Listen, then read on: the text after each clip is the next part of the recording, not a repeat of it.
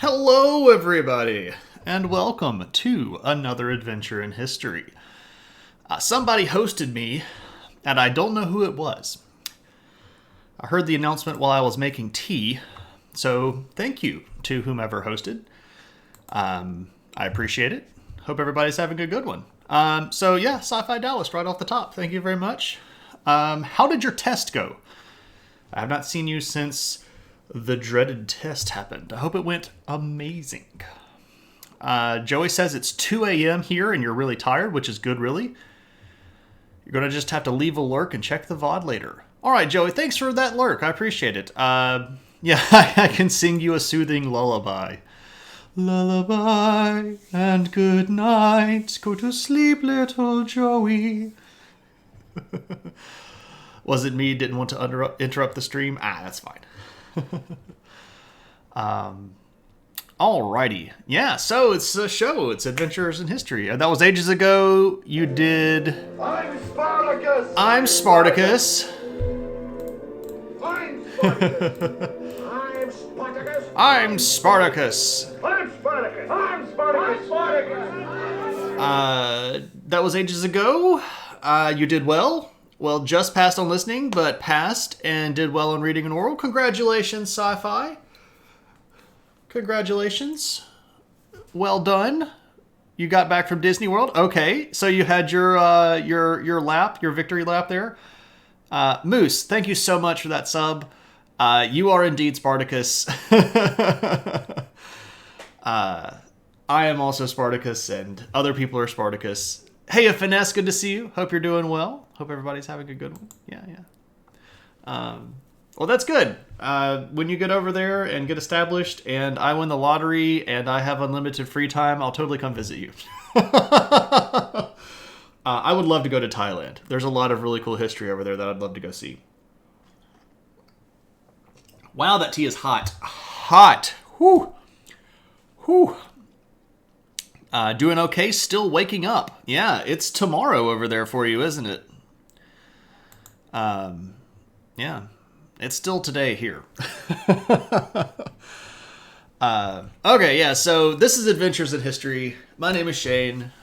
We hang out here, we talk history, we goof off, we have a good time. Normally, on Tuesdays, we would do a viewer request. But as it turns out, my computer died last week on Tuesday.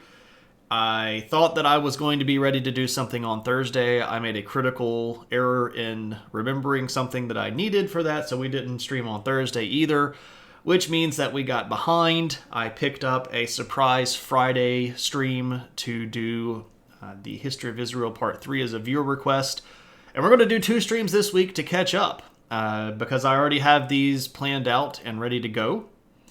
And yeah, it's going to be good times.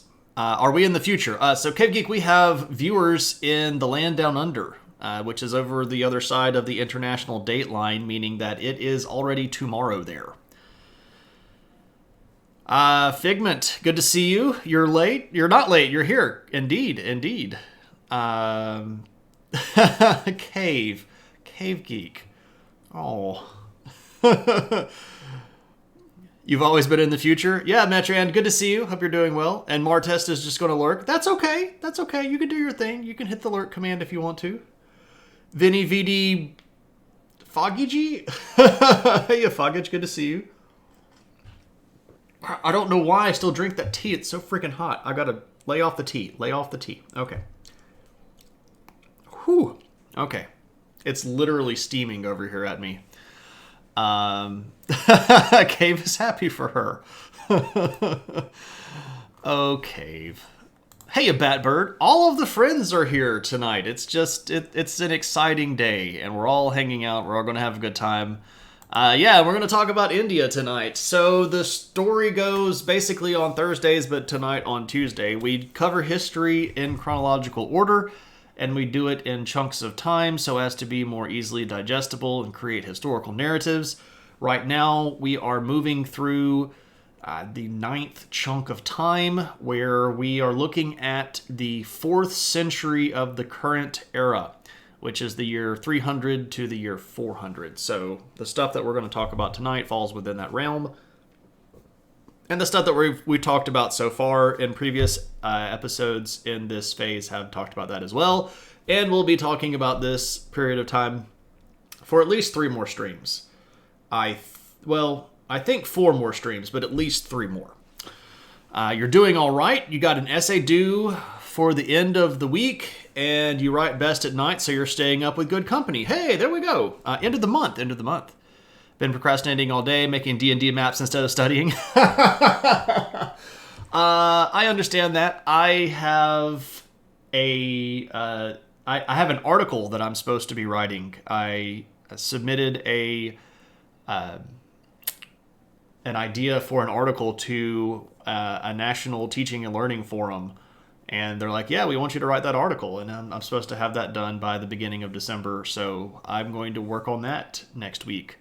Yeah. So it won't be too bad. I could probably write it in a day.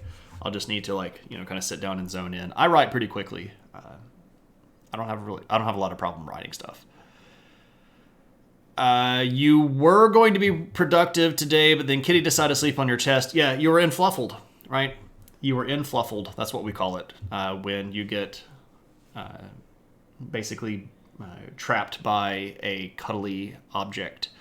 It's like enfiladed in the military sense, but you're just being attacked by fluffle. So, enfluffled. You're welcome to use that, by the way, and the more it gets spread around. And when I hear somebody else say that to me, and I didn't say that to them, that will be the mark of my cultural relevance happening, right? The kitty has decided nothing... No one can do about that. Only bow down to the overlords. Correct. That's why we don't have a cat. We have a dog who's enough of a mess as it is, but you know how that goes. Nope. I almost reached for more tea, but it's still literally steaming. So, see? I'm learning. Your cats do that to you all the time. Batbird, I was hanging out in your chat the other day while you were drawing a cat, and I said hi, but I think you might have been...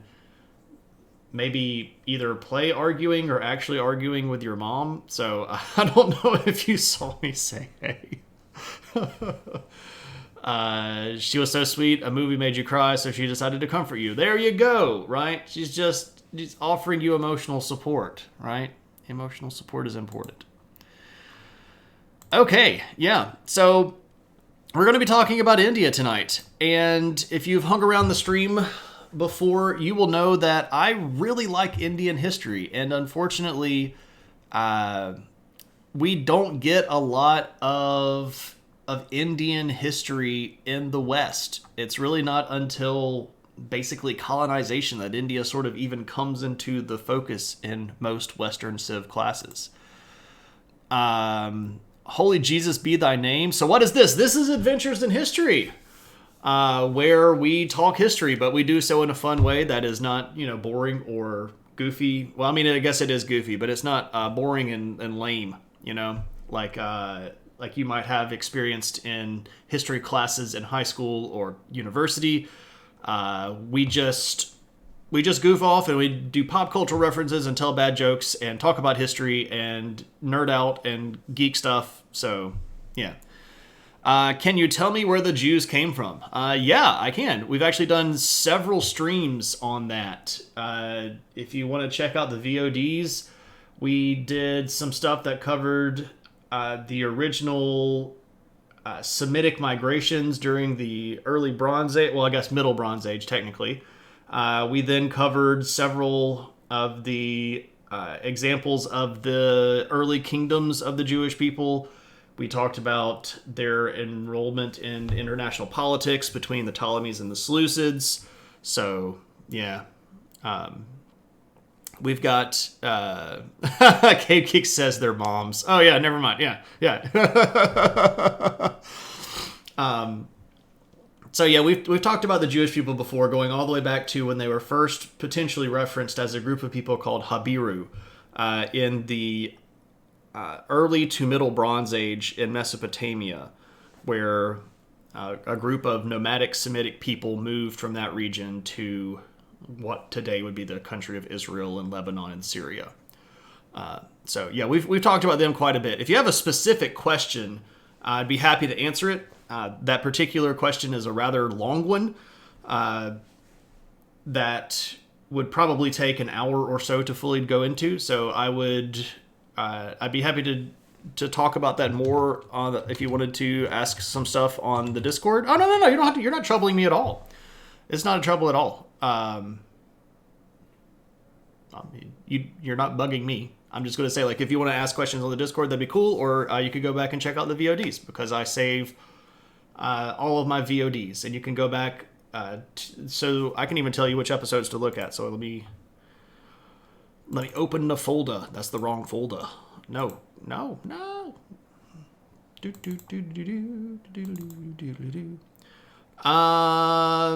We would have talked about them in episode 6 of Adventures in History, episode 7 of Adventures in History, episode 11 and 12, episode 14. Episode 18 is actually specifically on Judaism. It's the history of the foundation of Judaism, so that might be particularly interesting. Episode 18, we talk about them in episode 19, episode 20, 23. We talk about them in 31 and 32 and 33. Talk about them in 36. There's an entire stream on the Hasmonean dynasty, which is a Jewish kingdom in the second and third century, second and first century BC. Hasmonean dynasty is episode 44. Episode 47. Episode 58 is about the Nabateans and the first Jewish revolt.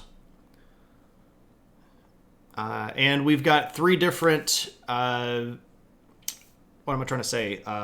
requests that have been about the modern state of Israel, which has some stuff about the history of Judaism. But those would be viewer request episodes 31, 40, and 46. So, I do not have a YouTube. The Biggie from the South says, touch me in your no-no square. No thanks. Hey, Nix, good to see you. Cave is trying to tempt me by saying you want to ask where Lord of the Rings came from. It came from a pin. Okay. This is how the streams work. We ask questions, we get a bit off topic, and we all enjoy it. Absolutely. Yeah, we all just kind of wander around. You have a kind of boring and simple question to ask. How did the relatively weak at the time British Empire get the better of the native Indian Empire, which was relatively strong at the time? Guns and international trade. You're so sorry you didn't see me in chat. Oh, Batbird, that's fine. No, don't worry about it. It's all good. I was mostly just like goofing around and hanging off and reading, which is why we get on with it. Biggie from the South. It's perfectly fine to ask questions. I don't know you well enough to feel comfortable touching you basically anywhere. You're welcome to hang out though, and if you have some questions that you run into, you're totally cool. I don't mind a little bit of light trolling. We're all just having fun and hanging out and having a good time. So, Holy, I hope that helped. I don't have a YouTube channel. The YouTube and Twitch used to work together where I could basically just export my VODs from Twitch to YouTube, but Amazon and Google got in a big argument and they don't let you do that anymore. So to upload them to YouTube, I have to download them, which takes forever, and then upload them, which takes forever, and it's kind of a pain in the butt. Do I believe in God? That's an interesting question. I would say probably yes, but probably in a way that wouldn't make a lot of people happy. I would say that a lot of people would call me either a heretic or some sort of quasi-pagan. I don't think I fit very well in a lot of people's theology. I might make a good living on YouTube. It's really hard to monetize YouTube because the way that the algorithm on YouTube works is you basically have to follow their very strict parameters. And the stuff that I do tends to be pretty long, which is hard to get into their parameters.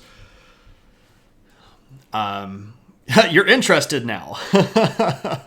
All right, so finesse is deemed to get on with it. So we're going to talk tonight mostly about the Gupta Empire in India, and we will almost certainly venture off on several other tangents along the way. But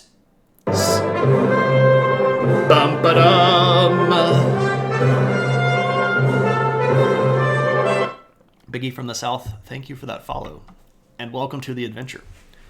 There are several, brace yourselves. So, who's Gupta? Okay, here's the deal. The last time we talked about India, we talked... Dun, dun, dun, dun. Holy Jesus be thy name. Thank you for that follow. And also, welcome to the adventure. Yeah, there are lots of people named Gupta. We're going to get there. There's like lots of Guptas. The last time we talked about India, we talked about the collapse of the Kushan dynasty and empire, which was really, really powerful. And we talked about a whole bunch of smaller kingdoms in India, basically breaking up all of the territory. And tonight, when we talk about the Guptas, we're going to have to start with, well, I guess kind of like the granddaddy of them all, who's a guy named Sri Gupta. Like the Democrat that got destroyed on the Joe Rogan podcast. Legendary. Oh, okay. Hey, AJMR, good to see you. So, a lot of the origins of the Gupta Empire are pretty hard to tell. We don't necessarily know where their original capital was. We don't really know where their original homeland was. There are a lot of different thoughts. Some people are of the mind that they came from over here, sort of in this region right around here. Other people say that, no, they're central Indian. Other people say, no, they're up over here. We don't really know exactly where they're located. Sanjay Gupta is his name. Oh, Sanjay Gupta. The Gupta family was clearly some type of noble family, and they were Hindu. But there are also lots of debates about how exactly Hindu were they? What caste were they in? Were they in the Brahmin caste, which would have been like the uppermost caste, or were they in the warrior caste, or were they even maybe in the skilled worker caste? We don't really know, because there's a whole lot of conflicting documentary evidence that comes from lots later. And they pretty clearly were not that big of a deal during most of what we would call the 3rd century. So we don't really know too much about where they come from, and we don't really even know if we have a decent idea of whether or not they were even independent. There's some evidence that they might have been a vassal to another larger kingdom. Get on with it. I am getting on with it. Where did I learn all this stuff? I am a history teacher. I teach history in college. So that's kind of my thing. And I've taught history now for about 14 years. And I've got college degrees in that stuff. And I am a very avid reader. And I think that world history should be a world perspective. So I try to learn about everything that I can. And I'm a gigantic nerd. Gigantic nerd. So we don't really even know where they were for a lot of the early parts. So how do we even know who they are to begin with? Well, let's talk about Sri Gupta. So Sri Gupta is a dude, but we really don't know how much about him is real. Indiana Jones is great. Indiana Jones is sort of like my hero. One of our emotes here is the adventure hat. Hey, Snowlight, good to see you. How's it going? In the History Channel. Yeah. I just watched the History Channel, which is why I know so much about aliens and things to sell at pawn shops. Right? So Sri Gupta is potentially kind of quasi-legendary. We don't really know much about this person as an individual. We don't have any coins minted by Sri Gupta that we have found. We don't have any inscriptions that say this was made during the reign of King Sri Gupta. And we don't really have any contemporary proof. So we don't have any basis of knowledge that this guy is who later Gupta ruler says that he was. We don't know what sort of territory he ruled. We don't know where the territory would have been. We just know that a guy later on, who's his grandson, great-grandson, says that he was a king, and he uses the title Maharaja. He does not use the title King of Kings, which is like a different title, Maharaja Jampada. He doesn't use that one. He just says that Sri Gupta was a king, and he was a great king, and he ruled this territory, and he did good things. So how do we even know this guy really existed? And that's a fair question. Really, the only thing that we have from him is, well, honestly, it's this. This is his name, Sri Gupta, and it is carved into this really big column called the Allahabad Pillar. We don't know how much of a dude. I don't know how much of a dude. Could they be an alien? Perhaps. Please don't do this. If anything, Dr. Jones is more of a theme for you. Oh, well, I mean, a theme, yeah. I could do that. I could handle that. We got the little adventure Shane going on down there in the corner with his little adventure hat on and his map and his backpack. I adore that, by the way. So we have this inscription that says Sri Gupta was a king. And that's kind of all that we have for him. So what does that mean? Well, I don't know. Carves Captain America into a rock? This man must be real. Pretty much. Hey, Rizudegu, good to see you. Graffiti for the win. Well, it's in a larger passage. It's written by this guy later on named Samudragupta, and he wrote this big thing that justified his reign through time, and he talks about the foundation of the Gupta dynasty and goes on to say that, you know, these people were kings and these people were great kings and da-da-da-da-da. Good to see you, Risu. I hope you're doing well. It's been a bit. I inscribe Metrand as a king everywhere you go, so you'll be cool in the future. Hey, there we go. Nobody will be able to say otherwise, right? Because when the machines rise up and wipe out everything that's on the internet, the only thing that's going to really be left is the stuff carved in stone. So you've got big brain power going there, Metrand. Ozymandias was here. Look upon my kingdom and weep, right? And despair. It worked for Kilroy, right? There we go. So Sri Gupta, if he was a real person, and he probably was a real person, and he probably lived somewhere in the late part of the 200s, and he probably was a king in some small city and that had maybe a little bit of territory, but at the end of the day, we really don't know too much more about him. So, who's next? I spelled that wrong already.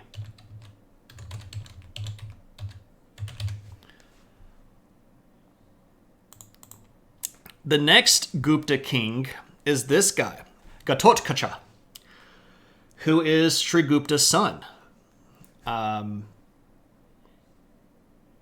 Is the king of Twitch history channels? JMR. I take that as a very large compliment. There are not too many people that do history stuff on Twitch, and that means it's a little bit easier to be at the top, but I appreciate it nonetheless. Right? If there are only 2 people, it's okay to be the king, right? Because I only know one other history streamer, and she's a lady from Australia. So I gladly throw myself into his kingdom. Speaking of carved in stone, Pompeii is apparently filled with graffiti. Yes, it is. It really is. And it's full of some really lascivious and nasty stuff. probably knew this already. Yeah. So some of the stuff that's carved into the walls of the buildings in Pompeii looks a lot like graffiti that you might see in a bathroom at a bar today. Like so-and-so was here, or for a good time, go to this brothel and ask for so-and-so. Right? So, Pompeii has got some stuff carved everywhere. It does. It's covered in graffiti. And there's actually been a book of the graffiti published. So it's pretty neat. You came, you a stream. Hey, KP, good to see you. How's it going, man? Apparently painted on lectern posters and So there's all kinds of stuff. People in the past weren't pure. Shock face. No, they're just human beings. The crazy thing about people is that people have been people since people were people. Right? Yeah, it's kind of weird. Okay, so Ghatotkacha. He is Sri Gupta's son. And how do we know he exists? Well, ba-da-ba. Is there a graffiti on Pompeii of the book of graffiti on Pompeii? So that's tautological, and I'm not sure.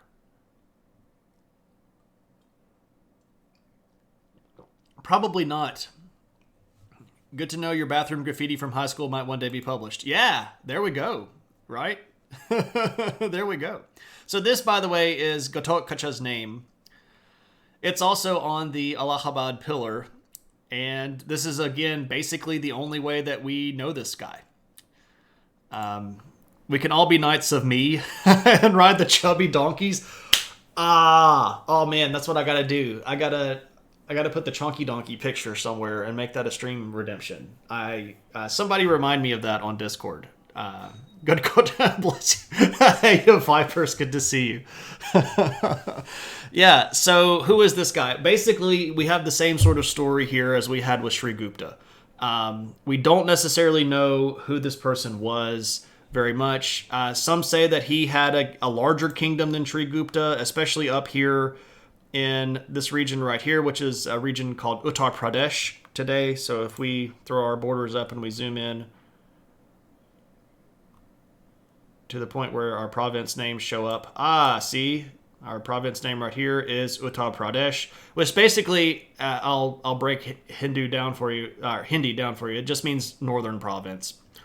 But somewhere right in here is where they say that the kingdom of Ghatotkacha was likely. And they say that mostly because of the ruling family in Nepal. There's a ruling family in Nepal at this time called the Lichavis, and it appears that Ghatotkacha and the Lichavi ruling family made some sort of marital alliance, and we don't even really know if that's the case or not. What we do know is that he was mentioned as the second king of the Gupta Empire. He was also just given the title Great King Maharaja. And that's kind of what we know, right?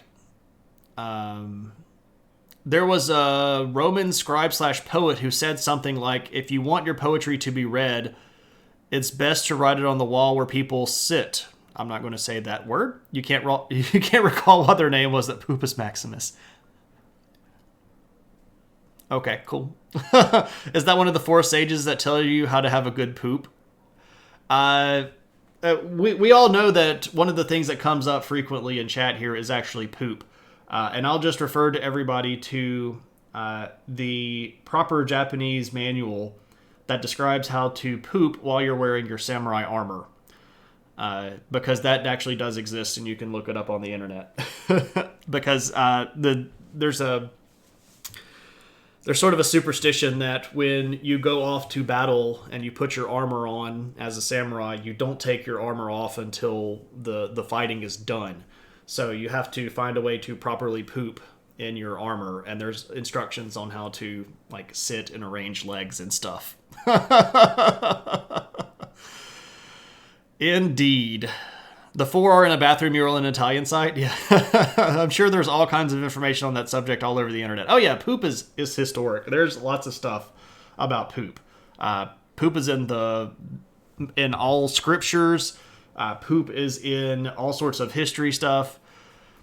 Shane has an unsanitary fascination with toilets and their ephemera.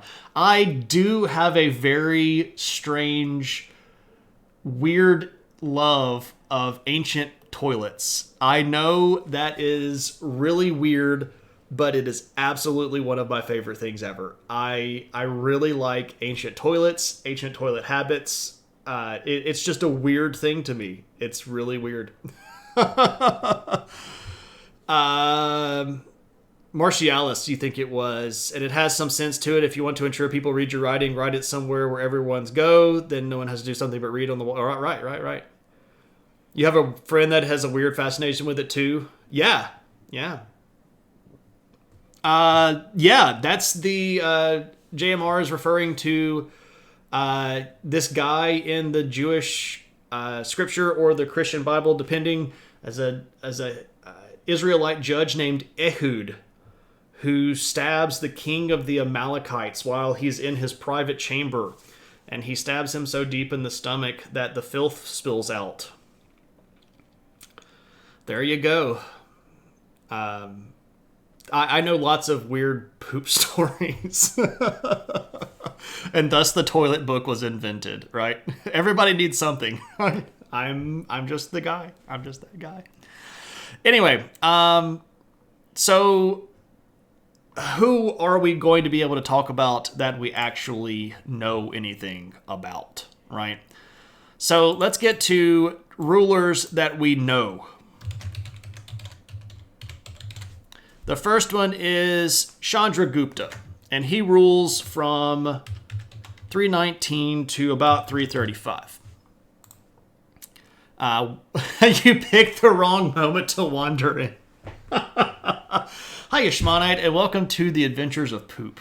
The back of the shampoo bottles are the poetry of modernity. Ostia Antica. I see, yeah. So it's not Pompeii, it's Ostia. That's cool, too. Anyway. We were just off on a poop tangent,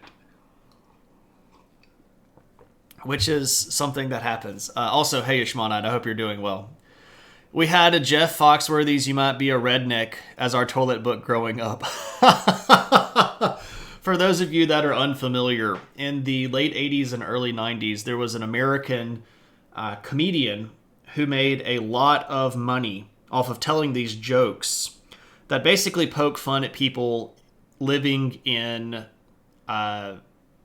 effectively the South.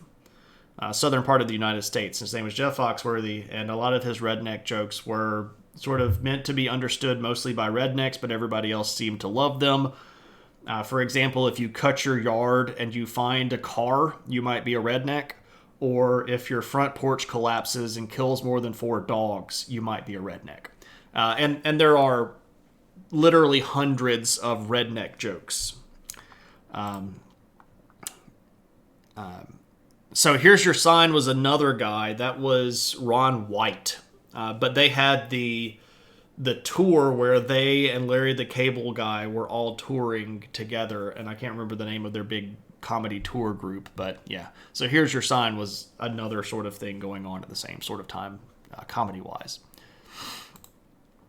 Does the term redneck stem from Scottish Presbyterianism? No. Redneck comes from people that are forced to work outside because they're very poor and they get sunburned on their neck. There's also an example of redneck that some people say is the actual origin of the term redneck, where there were particular groups of people in mining unions that wore red bandanas that signified that they were sort of in this loosely affiliated miners union and that they were very anti-everything. So that might be one of the influences from redneck. Blue Collar Comedy Tour. Thank you, KP. That's it. Bill Engvall was Here's Your Sign. That's right. Ron White was on the tour with them, though. But Bill Engvall is the Here's Your Sign. It's pretty much you just get sunburn on your neck. Yeah, so, but that's, yeah.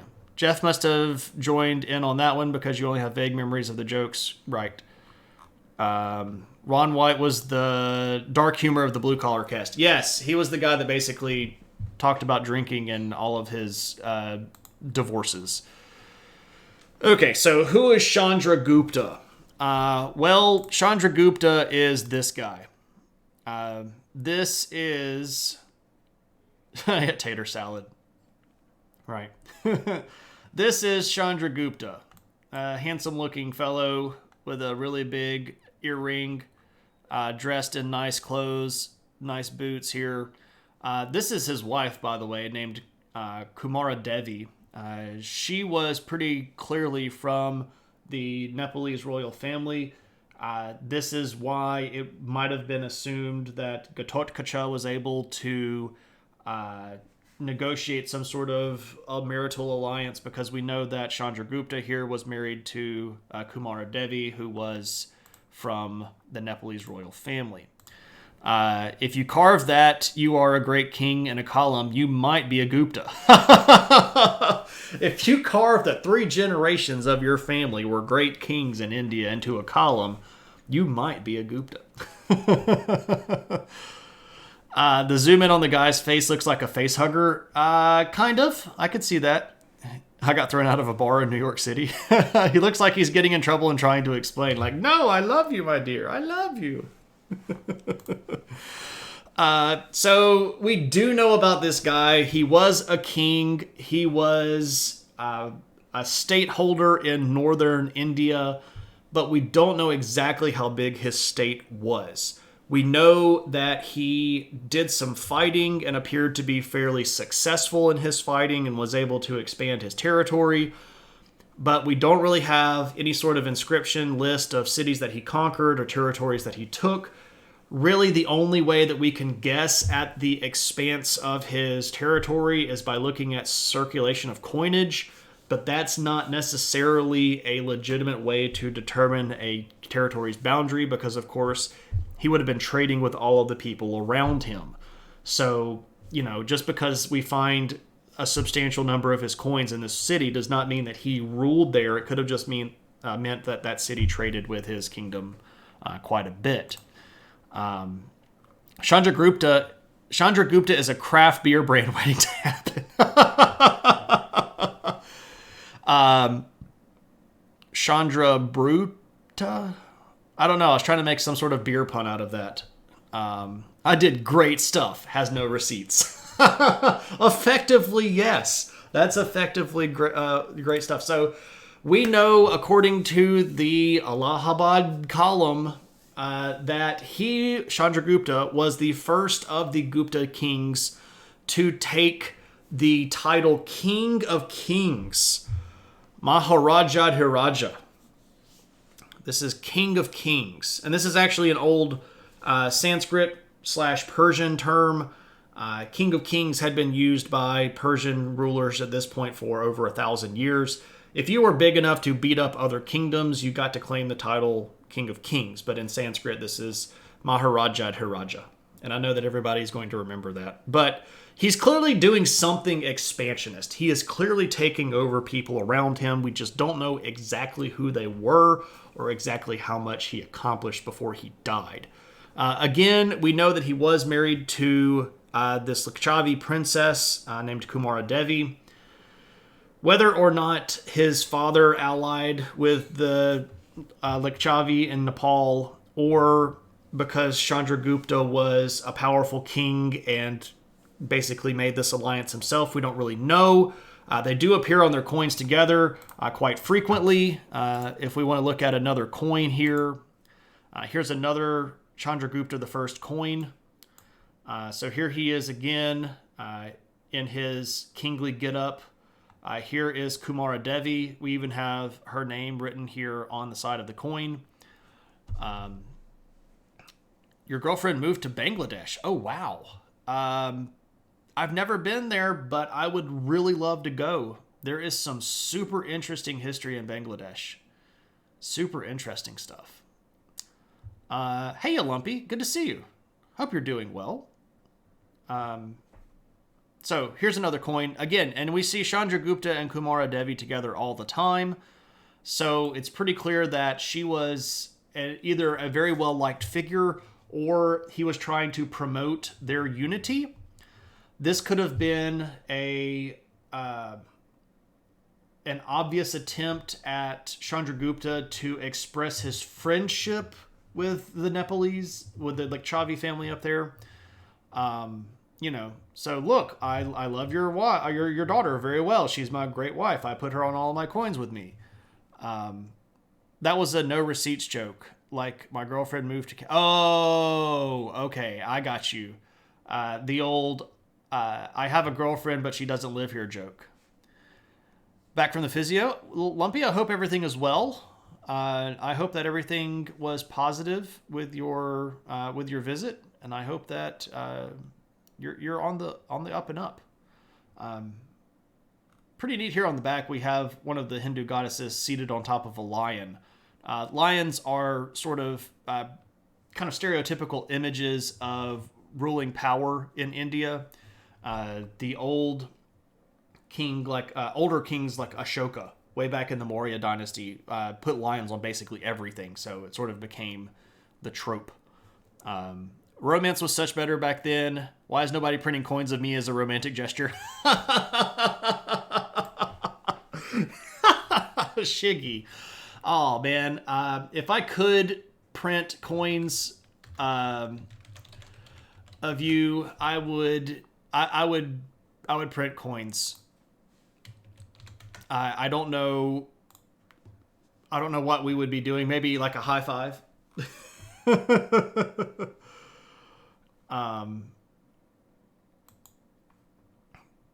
Maybe a high five. That seems like a good coin. Which Hindu goddess? I don't know. That's a fair question. We just know that she's a goddess because she's got like the fancy headdress here and the stuff around her head, like an aura kind of thing. I don't know. That's a good question, Kelly. Let me click back over here. Print wooden nickels. There we go. Yeah. How do we know the exact year that Chandragupta established the first call center? Oh, vipers. Oh, man. I don't know. You'd be happy to even remotely notice romantically forget the coins? Oh, sci-fi. There's somebody out there for everybody. I firmly believe that. And sometimes there's multiple people out there for everybody. That's kind of a quote from Dodgeball. But anyway, I still believe it. It's a legitimate question, or legitimate statement. Taj Mahal is the most extravagant display of love and affection, and she was dead. And she was dead. I mean, not romantic, but she's your soulmate. Hey, that's cool. I understand attachment to pets. All right. Who's next? Well, here's the fun question.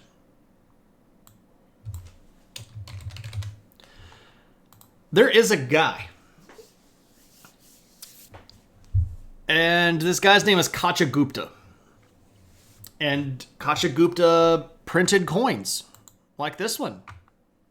We're better than you, and we know it. The Globo Gem, right? So this is Kacha Gupta. But here's the thing. He's not on the Allahabad pillar. And he is not included in the list of kings that was published by the kings of the later Gupta rulers. So who is this guy? He was big enough to print gold coins, so he clearly had some sort of influence or position of power. He clearly had some kind of, like some flex. Did he write his name on something else? No, we don't have inscriptions of Kacha Gupta. We have coins, and that's about it. Kind of matches that coin too. He looks arrogant. Merchant, merchant, merchant. Fake it till you make it. So here's the thing. There are a lot of theories about who Gupta really is. We have coins issued in his name, and that's about it. So there are a few theories. One of them is that he was a rival brother to Gupta. And when Gupta sort of came to the throne, Kacha was supposed to be like co-emperor with him. And then Gupta made this alliance with Lichavi in Nepal, which is why we see Kumara Devi on all the coins, because this was like Gupta trying to establish himself as the legitimate ruler, while Gupta was running around trying to do something else. Some people say that Gupta was not actually from the Gupta line. He just sort of claimed it, like he was some sort of insurgent or maybe a general that tried to claim kingship. Is he related to Kajagoogoo? Not that I know of. I don't think he spins anybody right round. Is he the Alexander Hamilton of Guptas? The outsider that raps his way into bad history? Perhaps. This guy's banking. He's got something going on, right? Because he's printing gold coins. There is another theory that Gupta was the original name of the next king, a guy named Samudragupta. And that at some point when he became king, Samudragupta changed his name to Samudragupta instead of Gupta. But there's no real evidence of that. We don't have a lot of evidence of these people sort of changing their regnal names. Gupta was a Jacobite. He's up there with Robespierre and Danton, huh?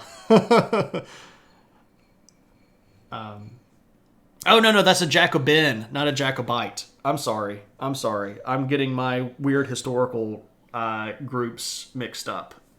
Danton and Robespierre were Jacobins, not Jacobites. There's a difference. You hear I was born from a deity story coming. No, we really don't know very much who Gupta was. This is about all that we know of him. We know that he has these coins. We know that they were around the same time as either Chandragupta or the next guy, Samudragupta. But we really don't know who this person is. There are a lot of these theories, and a lot of people have different concepts about who he was, but we really don't know. It's fair to say that he had some level of influence, some kind of territory that was his, but to what extent and for how long, we really don't know. We just really don't know. But what we do know is that the next officially listed king that is listed in the official king's list is a guy named Samudragupta. And he ruled from 336 to 375. Samudragupta. Are they Caesar Soza? I don't know. Maybe? I can't say for sure because I can't even tell you really what that means. Caesar Soza is a fictional character, the main antagonist. Oh, the usual suspect. Okay. Yeah, I was... some of these jokes go over my head because I'm trying to think too hard. Because I'm like, I don't recall that ever being a historical person's name. And I just didn't even think like, oh, it's the bad guy from Usual Suspects. Maybe I missed it. What does Gupta mean? It's just a name. It just means Gupta. Common surname of Indian origin. The surname is derived from the Sanskrit word Goptri, meaning protector or governor. There we go. Thank you, Kelly. Boop-ba-da-doo. 39 years is a long rule. It really is. And this guy's on the throne for 39 years. It's an oddly spelled, pronounced name. Yeah. Gupta. There we go.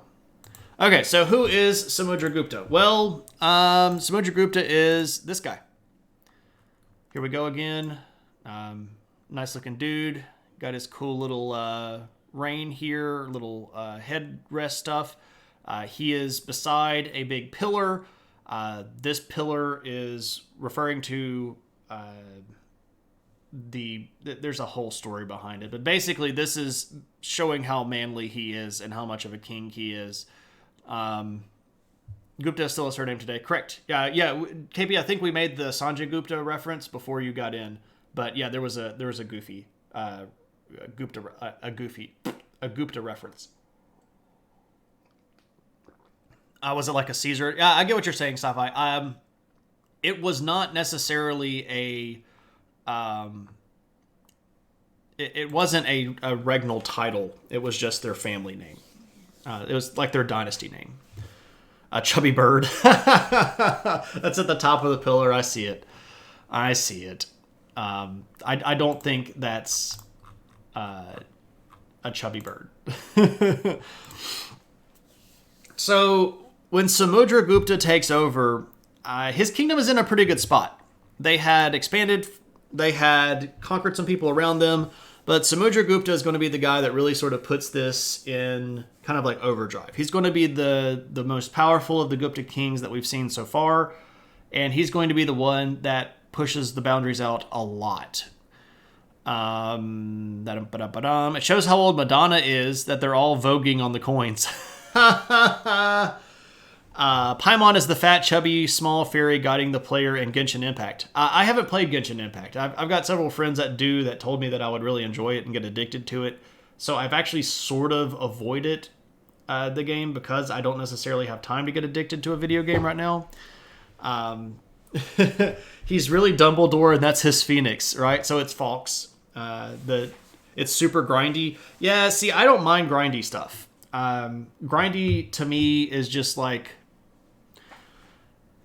I'm the sort of dude that will try to get all of the achievements or trophies on the game, and if one of them is like grind forever to get this thing that doesn't really mean anything, I'll kind of do that. Play World of Warcraft or Final Fantasy 15 or 14. See, I can't play MMORPGs. And the reason I can't play MMORPGs is because they don't end. And I get addicted to things if there's always something else to do. And I went through a really, really addicted video game phase when I was in high school and college, where I basically just wouldn't do anything but play video games for like a day at a time. And I was playing EverQuest and StarCraft and the original Warcraft and Diablo Online stuff. And I had to back away from that. And then I got married and we got an Xbox 360 and I started playing Halo. And I was playing Halo 5 or 6 hours a day, every day. And so I gotta stay away from that stuff. Oh yeah, EverQuest is like Evercrack. That's what I called it, Evercrack. You started playing it when it released and you quit about 6 months ago, Genshin Impact. Yeah. Then I no touch any of these. I also have completionist tendencies, must find all the things. Yeah, I'm the same way, Batbird. Like I am really, really addicted. 5 or 6 hours a day. Those are rookie numbers, Shane. So I was going to college I was working a full-time job. And I was also playing those video games 5 or 6 hours a day and trying to be a newlywed. So, yeah. It was rough. Anyway, so Samudra Gupta, what is he doing? Well, he's kicking everybody's rear end. He is going to expand in basically all of the directions. He's going to move up here to the north, and he's going to conquer into what is modern-day Nepal and into this region up here called the Punjab. He's going to take a really long trip down here to the south. Till right about here, there's a little city down... Well, not a little city. There's a big city down here that used to be part of Pallava dynasty. It's called Kanchipuram. And he's going to take over that and add basically this whole coastline to his territory. He's going to move all the way over here and take over basically all of Bangladesh, over to the borders of what would be today the country of Myanmar. Right over here, this guy puts together this gigantic chunk of territory. And it is really, really powerful. And he is going to be a really strong dude. Those numbers don't add up. They really don't. Are there worthwhile resources in the mountains /plateau? Or was it just because I can think? So the region that he's looking at up here actually does have some pretty important trade goods. Most specifically, saffron. If you know anything about the way that saffron is actually grown, the spice/dye saffron comes from the reproductive parts of a particular flower. So you have to pick all these flowers and basically go through and pull the stamens out of these flowers to get saffron. And the number one region of saffron production in the world is basically like right here, around in here. Something like 90% of the saffron in the world comes from this region.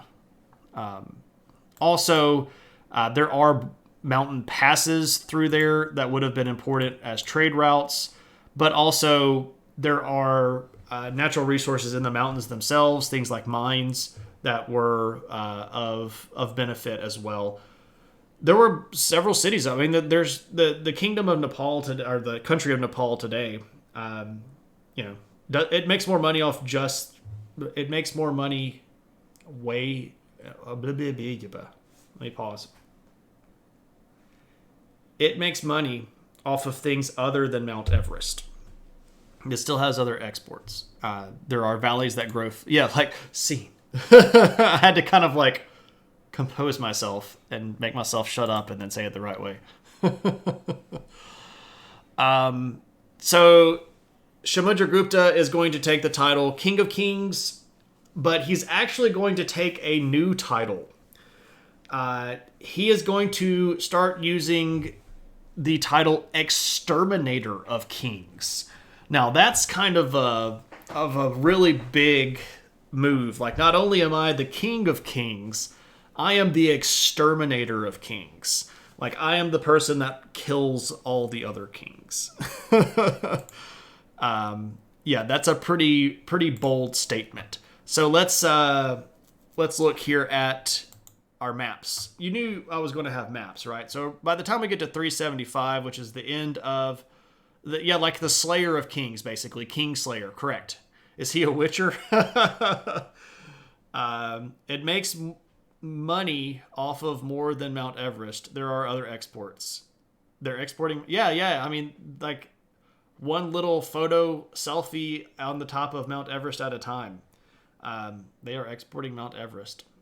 And they're replacing it with with the bodies of hikers who think they can make it up Mount Everest. So it's basically a trade in flesh for selfies.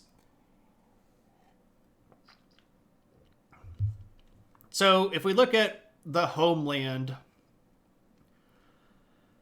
this sort of purple fuzz right here, this purple haze, is probably just a guess at what the Gupta kingdom would have looked like. But when we start talking about Chandragupta, he's adding all of this territory over right here, over in here, over in here. That's a lot of land. Now, there are still some basically leftover Scythian Greek people over here called the Western Satrapies, which I really don't care for as a term. I really like Sakas a little bit better, but that's sort of me being a sort of a history weirdo. And we still have the Vakarikas, who are the sort of central Deccan Plateau kingdom power, and we'll talk about them in just a second. I'm perfectly aware of yourself and confident in my level of hiking to know that you should never even look at the foothills of Everest. I'm very similar. I don't think I'll ever try. It's not really my thing. I don't really think I want to try. I don't. It might be cool to go look at from a distance. So he's the Daenerys Targaryen of Indian history.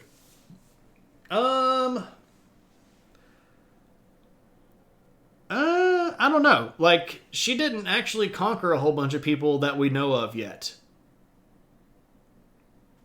And he absolutely did keep slaves. So I don't think that he was the breaker of chains or anything like that. We know that when he was later on in his life, he performed the Ashvamedha. And if you've been hanging around the chat when we've talked about India, You might remember the Ashvamedha as the horse ceremony. So again, the ancient Indian kings, as a way to show the boundaries of their kingdom, would release a horse. And there would be an official armed bodyguard for this horse. And the horse would wander freely in the kingdom. And the bodyguards would sort of follow the horse. And at the end of the year, if no one had captured and killed the horse, the king said, I am clearly the lord of this territory. And then they would actually sacrifice the horse to the gods and do some big ceremony stuff. This is called the Ashvamedha. And he apparently did this a couple of times and demarked at least one of these with a special series coin where it has a big horse on the reverse. Define horse. Four-legged beast, equine in shape.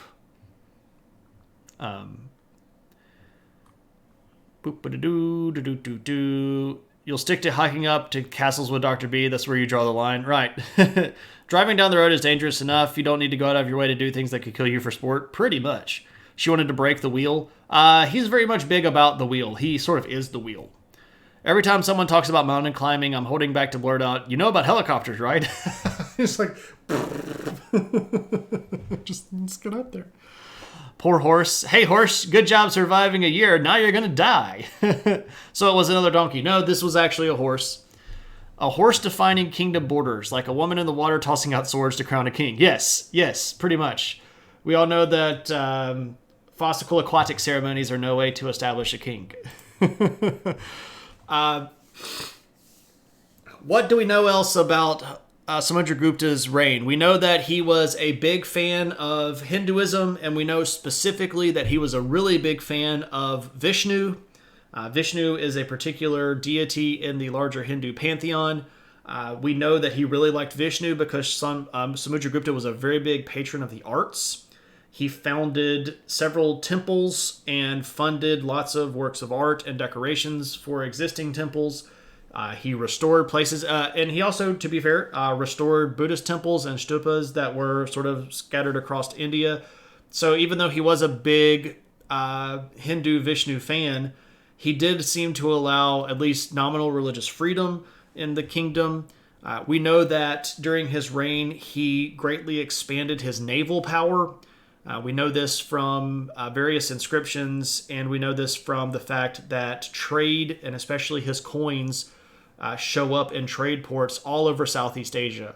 And with him being over sort of this close to one of the regions we've been talking about right around in here, a lot of the regions right around in here, these are called the Pew city-states, especially the one down here, Kveshri Shwerta, the one that's sort of right down here at the kind of delta apex of this river. These regions became very, very closely tied with India during this period because they were very close proximity.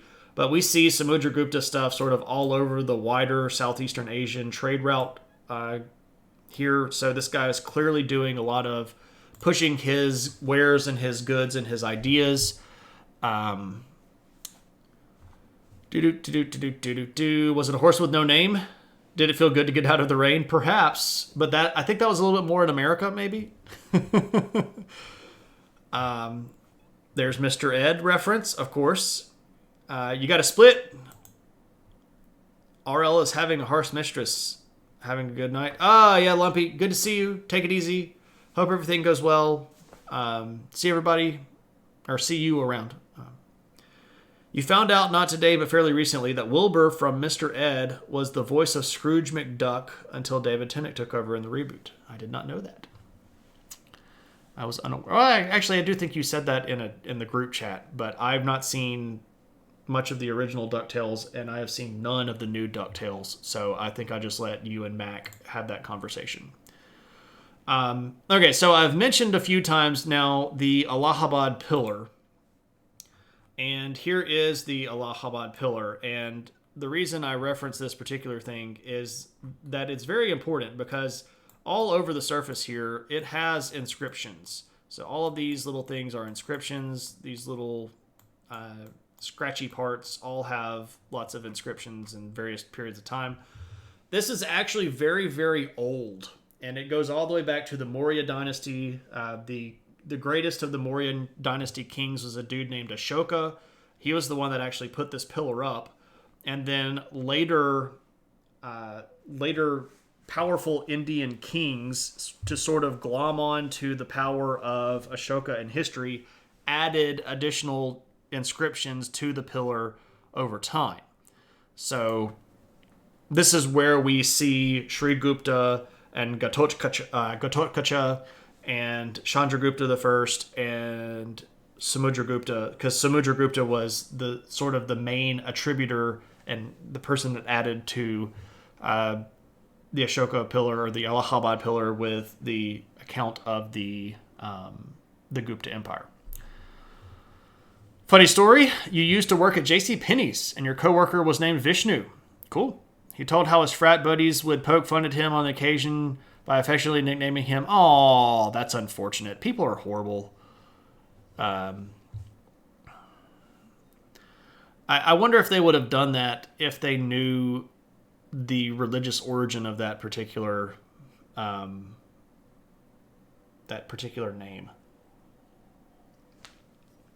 I'm not sure if your friend was a Hindu or not, but even if so, that's just not a nice nickname. And I bet that they probably didn't mean anything by it, but I still feel like that probably crossed a line somewhere. All right. What's up with Samudragupta? Well, he gets old, he reigns for a really long time, and then he dies, right? That's what happens when we get old. And we get a new king.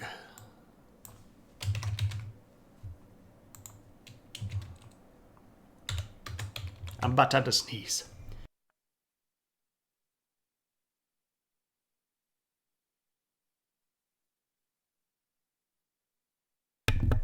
I'm back.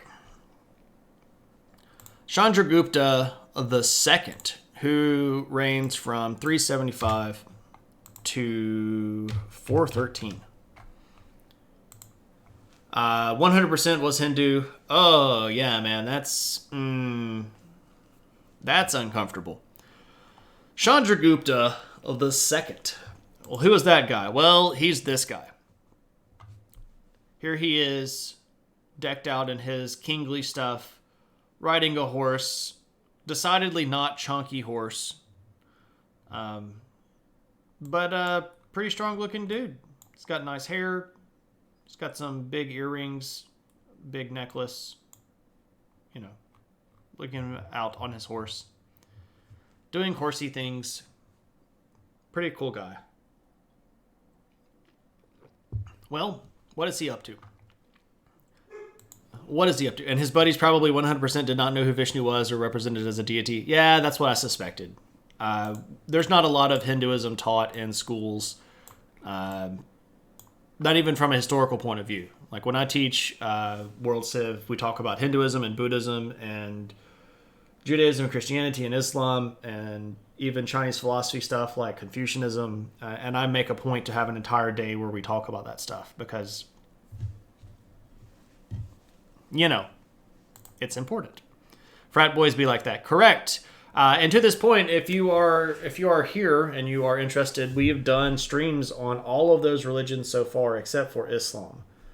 We have done other religions as well. So we have done various mythologies, which are religions. We've done Celtic mythology and Slavic mythology and Native American mythology.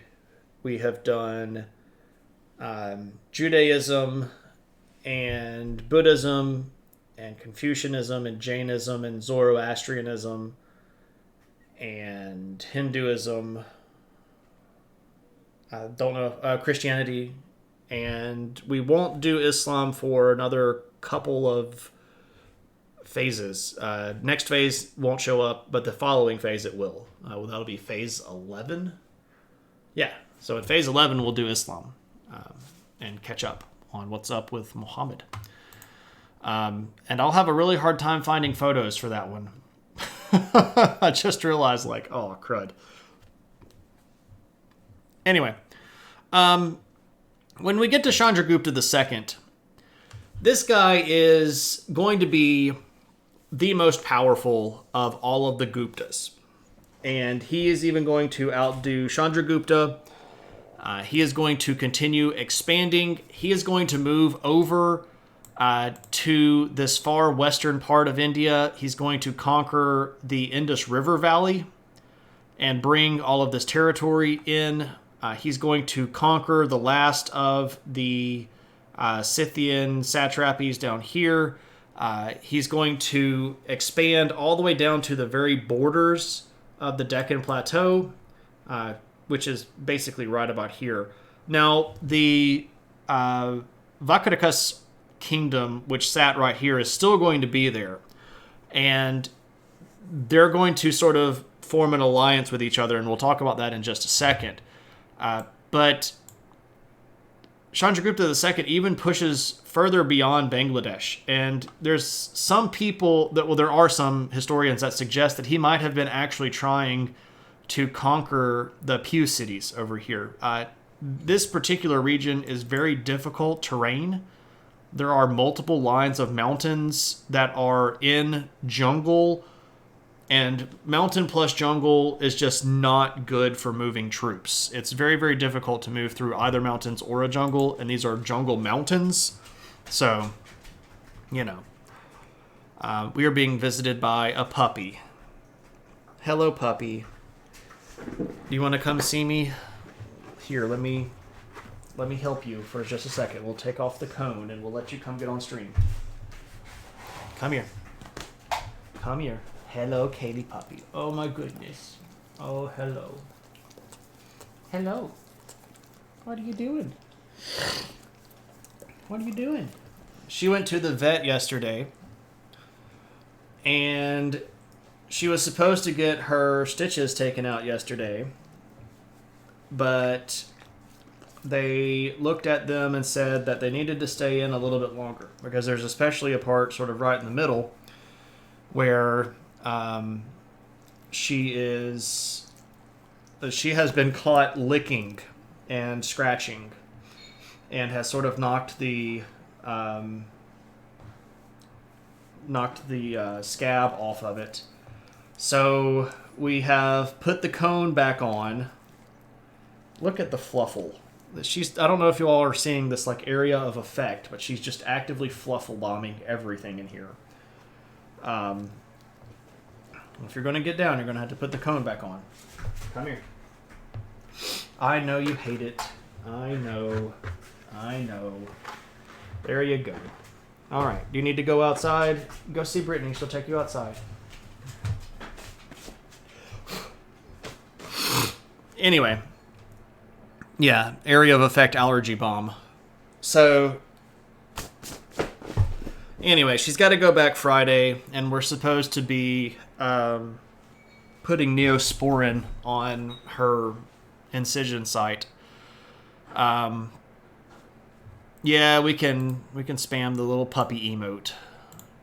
She's physically doing okay. Like, she doesn't think that there's anything wrong with her, and she's not acting like she's hurt. She still wants to run around and, charge headfirst into azalea bushes, even though she's got this giant cone on. So she thinks that she's okay, but she's still got an incision that's about yay long, sort of right down here on her side. And the part in the middle where they had to take most of the mass out, they pretty clearly had to pull the skin fairly tight because it ended up being a fairly sizable mass. And that particular portion of the incision side is just having a little bit of a harder time healing up because it's not wanting to stay together. So we're gonna have to just watch her and keep putting some Neosporin on there so that it doesn't get infected, and keep the cone on so that she doesn't lick at it, and try to keep her from scratching at it too, which is sort of a full-time job, but it's the puppy, and she's a giant mess, so she could communicate with aliens. Everything you own is covered in kitty fur. You've given up trying to control it. Yeah, we have to sweep we could probably sweep every week, but we basically only sweep every other week. And the garbage can just turns into like a giant ball of fur. I'm having allergies because the world is going crazy. Docs use Neosporin for freaking everything. It's like Frank's Red Hot. They put it on everything. Hey man, I've got Frank's Red Hot in the refrigerator right now, and I love me some Frank's Red Hot. Neosporin is good stuff. Yeah, it is. I like it. As a long hair person, you can relate. You don't even have a pet. Well, my wife goes through periods of time where she has long hair or longer hair or sometimes very short hair. So, you know, I don't really mind it. It doesn't really bother me. But, you know, if people come over, they basically start looking like they have a dog.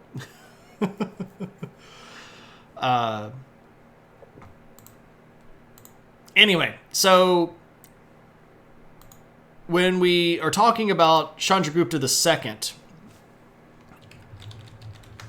what else is he doing? What's going on with this guy? Well, he is very powerful. He's expanding the territory even more, and he is also a very big fan of Hinduism. And he is specifically, again, a very big fan of Vishnu. And he does all sorts of really interesting pieces of art. And I found this particular image that I'll share with you. So there's a neat little story in the Vedas that talks about this evil deity, which is sort of seen down here. This evil deity kidnaps the world. The world here being sort of personified by this deity who's missing her head. Her name is Bhudevi. And so this evil deity captures the world and drags the world down into basically the primordial chaos. And Vishnu, being a good god who wants to save the world, transforms himself into the avatar, the pig-headed or boar-headed god here called Varaha. When your hair was shoulder length, it was on your clothes, your boyfriend's clothes, in his car, etc. Is this before or after the passage about building unlimited energy drives? Oh. Anyway, so Varaha is actually Vishnu, one of the avatars of Vishnu, and he is a boar-headed god who comes down and saves Bhudevi with his magnificent tusks, which is this thing right here. But this is a big, giant statue that is in a particular cave that was commissioned by Chandragupta II during his reign. So we know that this guy has a lot of stuff going on. He's a very, very powerful king. We know that he is in contact with the big empires in the region. He has contact with China. There is even a particularly important account of a Buddhist monk who left China to travel to the homeland of the Buddha. Basically, he wanted to go back to where Buddhism was founded, so he went down to India. This guy's name is Fashion. If you wanted to look it up, I guess I could put it here on the notes. Fashion, he is a Chinese Buddhist missionary / traveling monk guy. And he gets down to India and writes all this stuff about what was going on around this time and about the powerful Gupta kings. And he talks a lot about just kind of how daily life was, which is a really interesting perspective that not a lot of histories include. If you read histories from a long time ago, so like primary source document history, you end up with these accounts that are mostly about big battles or political intrigue, and you don't really get a sense very much of how the average person lived and thought and worked. You have to interpret a lot of that from archaeological remains. So the fact that we have this primary source by Fashion, which sort of talked about the everyday life of people in the Gupta Empire, is really cool and really interesting. And we know that during this period of time, there was a big push for things like art and public dance and singing. There were big renovations of temples, and religious festivals were very common and sometimes funded by the government. And it seems like under Chandragupta II, things in his territory were pretty okay. And that's really interesting for us to know because, again, we don't really know that about a lot of other things. So, anyway, sometime during his reign, during the reign of Chandragupta, there's going to be a moment where some stuff happens. And I'm going to just go ahead and try to... Well, here, I'll just copy and paste this, because if I try to talk and try to spell this at the same time, I'm not going to do very well. Chandragupta's daughter is named Prabhavati Gupta. And Prabhavati Gupta was of meritable age, and Chandragupta II decided that he was going to reach out to this neighboring kingdom of the Gesundheit, right? Oh, wow, that actually stretched the... I'll shrink that down a little bit. Prabhavati Gupta is going to get married to the king of the Vakataka dynasty. So that's the group that basically rules the sort of central Deccan plateau.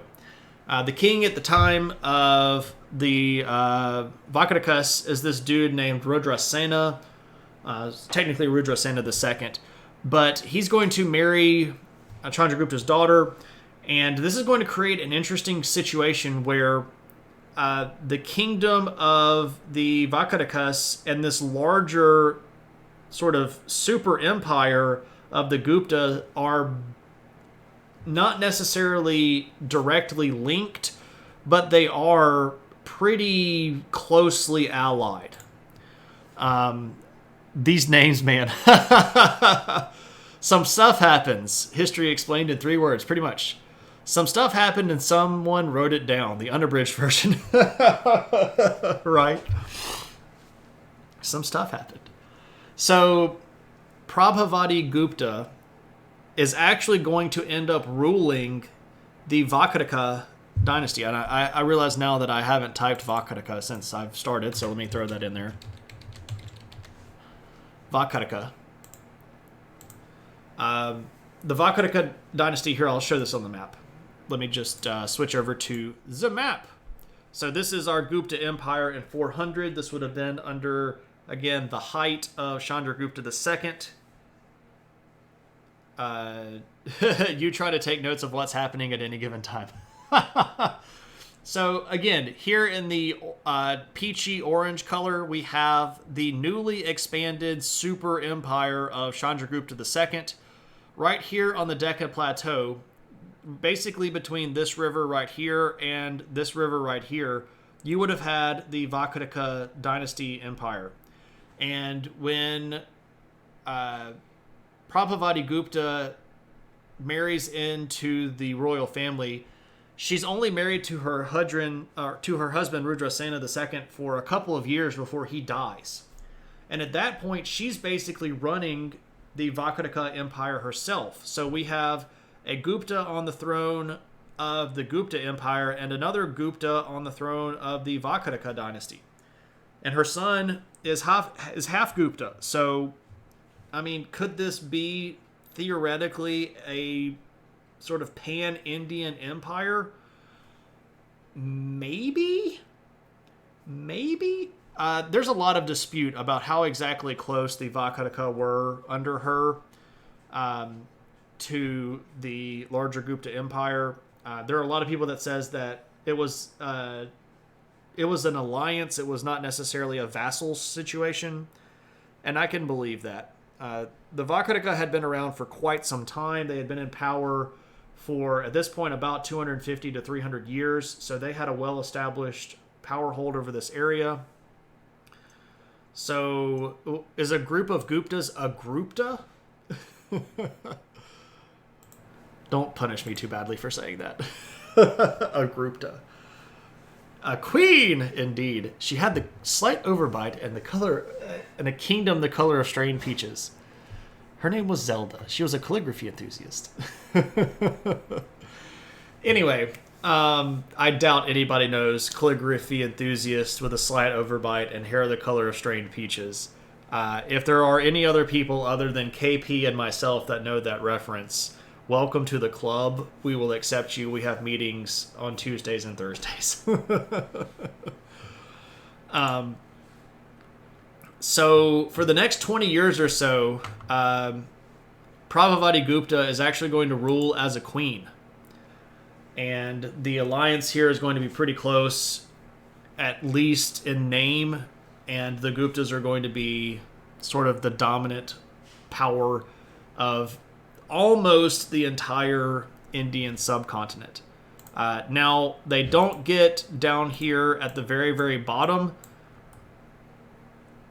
because these are the Tamil kingdoms. And the Tamil kingdoms are powerful in their own right and very difficult to control and don't get along very well with a lot of the other people in India. Nix, did you look that up or did you know that? If you looked it up, that's still props. But, you know, she lives in a magical faraway land where the sun is always shining, the air smells like warm root beer, and anybody on the street will gladly shave your back for a nickel. You looked it up, you're bad with lyrics. That's okay. That song is ridiculously long, and the fact that KP and I know it is not necessarily a testament to our skill in learning lyrics. It is a testament to our nerdiness. The song, by the way, is called Albuquerque, and it is the last song on Running with Scissors. One of the greatest Weird Al... one of the greatest Weird Al albums, period. You recognize his voice on My Little Pony, though? There we go. There we go. Right. Well, all right, ladies and gents, that is going to wrap us up for our Gupta Empire. We have hit that magic 400 mark, and that means we have to say goodbye for the moment. Just for the moment. We will come back, of course, and visit India again next phase, and we'll talk about them a little bit in our next lesson on Thursday night when we talk about Sassanid Persia, because it turns out that the Sassanids want all of this territory too. And the Sassanids are going to make a play for basically all of this stuff over here, especially these regions up here in the north and around the Indus River. But that's for another time. So, as always, just because I'm done running my mouth does not mean that we have to be done with stream. If anybody has any questions about this stuff or history in general or life or anything like that, you are absolutely welcome to ask. I would be happy to answer whatever I'm able to. So feel free to throw those happy little questions in the chat there if you so desire. And I should also say, if you have followed or if you're hanging around in chat, you are accumulating adventure points. So if you look below you in the chat window, you see the little adventure hat icon. Be aware that you can spend adventure points and do some kind of interesting stuff with those on stream here. Speaking of Running with Scissors, have you read the book or seen the movie? I have not, Fatbird. I did not know that it was either a book or a movie. Other people want territory. This usually ends great. Yeah, everybody usually just sits down. They have a good conversation. They work out their differences through conventional conversational matters. Everybody parts as friends. And what's especially important is that the everyday people in that territory don't get slaughtered in the crossfire. We all know that that's garbage. That's basically not the way that it happens, ever. Ever.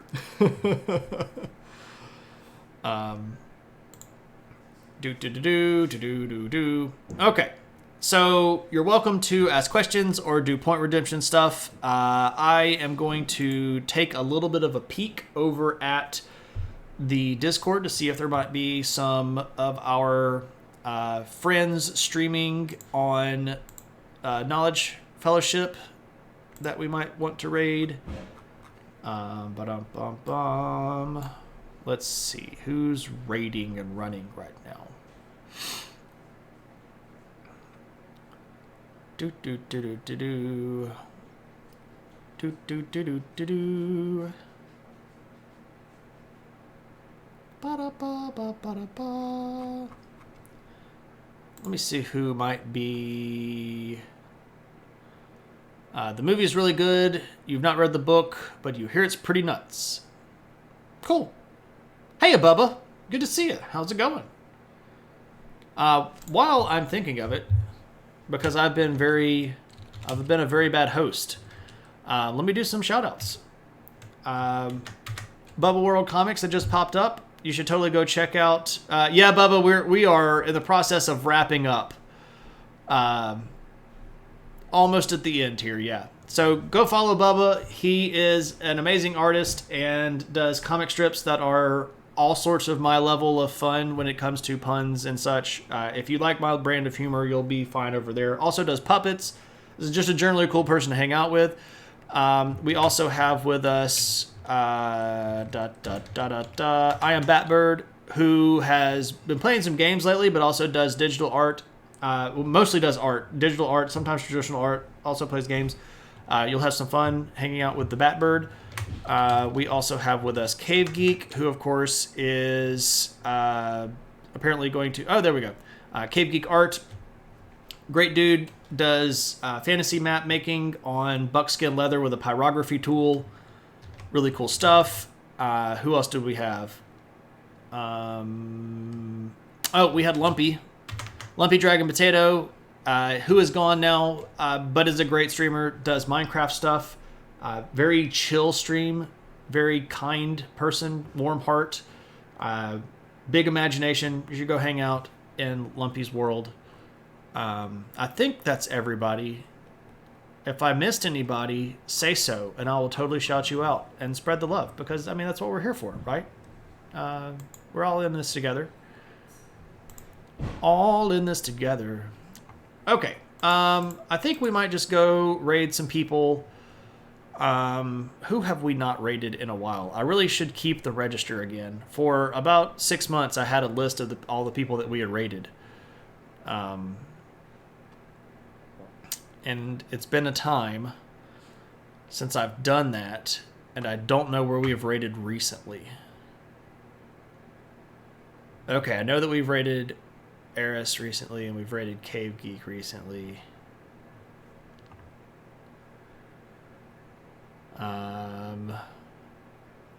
Do. Let me see again. Let me look over here on the TKF Discord. Maybe I missed somebody. I was trying to find somebody else that might be doing like actually educationally stuff. Oh, maybe Econ Greg is around. Yeah, Econ Greg is live.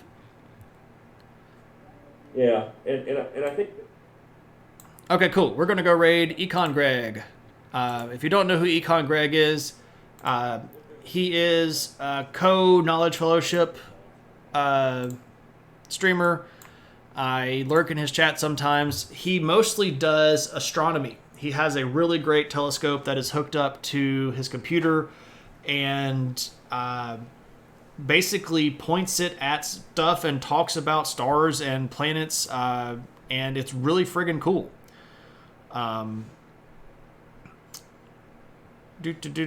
Shout out to me. You don't stream or anything, but still. There you go. There you go, Metrand. Everybody go follow Metrand, who doesn't stream.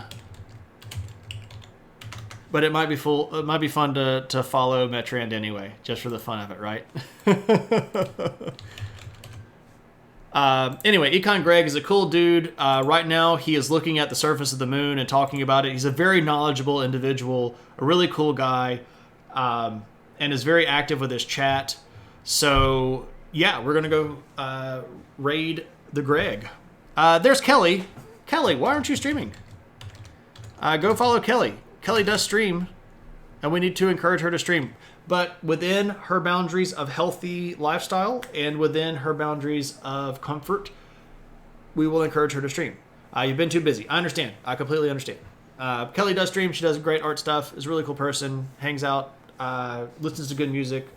She's got good taste in movies. And good taste in stuff like anime and manga. And just is a generally interesting person. So go follow Kelly. And when she does stream, we can go hang out in her chat, right? Anyway, I'm going to hit this button. We're going to go raid Econ Greg. When we get to Greg's room, our battle cry, as always, is adventure. And we will throw our lovely adventure hats into the chat if you have those. Show Greg some love. He's a really cool guy. The next time that you will see me is on Thursday. We will come back in 2 days and we'll have another round of Adventures in History. This time talking about Persia and one of my favorite kings of ancient Persia, this guy named Shapur. Really interesting dude, does some really crazy stuff. Some of my favorite history on Thursday, hands down, no joke. Until then, I hope everybody has a great couple of days. Again, if you want to do anything, you can hang out in the Discord. I'm pretty active there. We mostly share memes and talk about history stuff, but, there we go. Otherwise, I will see you then. Take it easy. Take care of yourself. Thank you all. Until next time.